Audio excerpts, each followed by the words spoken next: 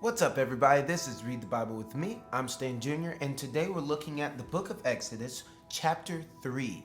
Yes, chapter 3 of the book of Exodus. So, just want to say thank you to all of my supporters, my patrons. I'm so very grateful that you've decided to support this ministry. And if you would like to support this ministry by clicking the link in my description, becoming a patron, giving $10 a month or something like that, I would really appreciate that. And so, let's get started with reading. It says, Now Moses was keeping the flock of his father-in-law, Jethro, the priest of the Midian, and he led his flock to the west side of the wilderness and came to Horeb, and the mountain of God.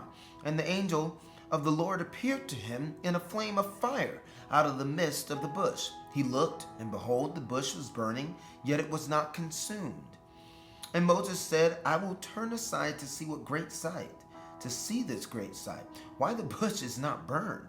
When the Lord saw that he turned aside to see, God called him out of the bush, Moses, Moses. And he said, Here I am. Then he said, Do not come near. Take your sandals off your feet, for the place on which you are standing is holy ground. And he said, I am the God of your father, the God of Abraham, the God of Isaac, and the God of Jacob. And Moses hid his face, for he was afraid to look at God.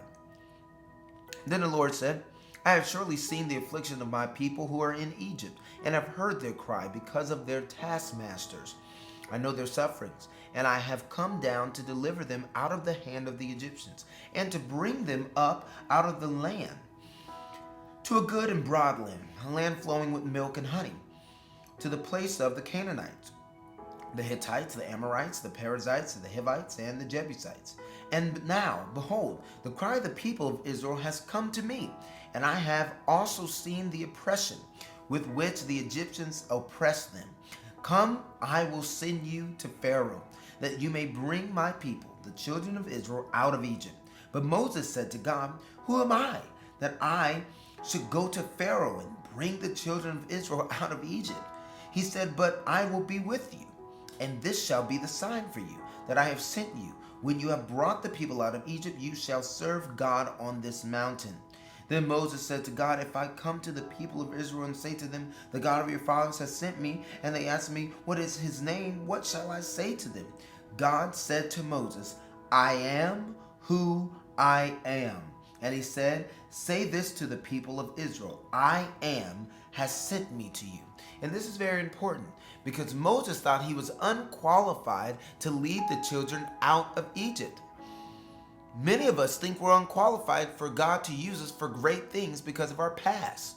We think we're unqualified for God to use us for great things because we don't have a college degree. Or we think we're unqualified to God to use us for great things because we're not as smart or don't have as much money or aren't having many connections or haven't been raised in the church or whatever it is. But we don't really realize that God loves using unqualified people because he gets the glory at the end of the day. When you've got all this accolade, or when you're so connected or so much money or you're so successful, you're going to take the credit most of the time, or people are going to give you the credit. But if you are someone that is humble and says, Lord, I am not much, but I will do what you ask me to do, he will use you because he will get the credit, because they will say, surely this person was used by God. And so he then tells Moses to tell them, I am has sent you. God also said to Moses, Say this to the people of Israel, The Lord, the God of your fathers, the God of Abraham and the God of Isaac and the God of Jacob has sent me to you. This is my name forever, and thus I am to be remembered throughout all generations.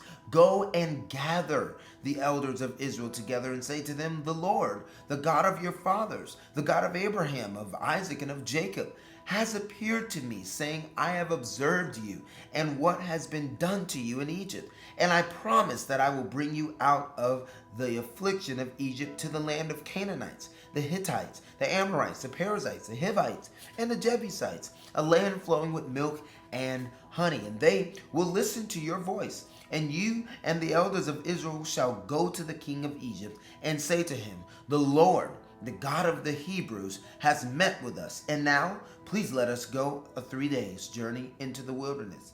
that we may sacrifice to the Lord our God. But I know that the king of Egypt will not let you go unless compelled by a mighty hand. So I will stretch out my hand and strike Egypt with all the wonders that I will do in it. After that he will let you go. And I will give his people favor in the sight of the Egyptians.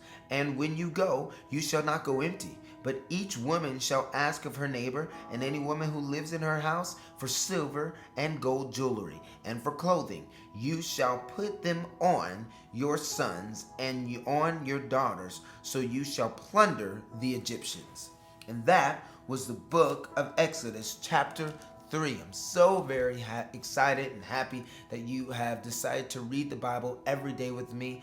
We're in Exodus 3 today, and if you've been gaining any knowledge and insight and just value out of reading the Bible every day with me, would you just say thank you by becoming a patron and helping the ministry and helping me do this with more people? Help me share the gospel with more people on this planet. I would be very grateful, and God would be very happy you did that as well. So thank you for reading the Bible with me. Again, I say I'm Stan Jr., and next time you see me, we'll be reading chapter 4 of the book of Exodus. Peace.